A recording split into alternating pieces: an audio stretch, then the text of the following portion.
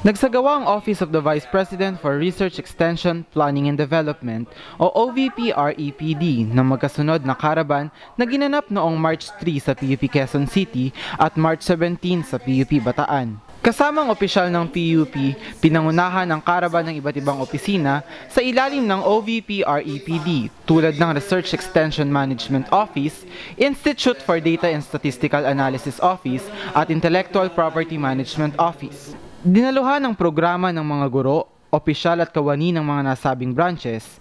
Layunin ng seminar na ito na ipaalam ang mga benepisyo ng faculty na gumawa ng research, palakasin ang pakikipag-ugnayan sa mga komunidad sa usapin ng extension at may paabot ang iba't ibang serbisyo ng mga opisina sa ilalim ng OVP-REPD. Last August of 2014 and the trainer libre Research caravan held today was a very enlightening activity. It really served the purpose. It really served the objectives.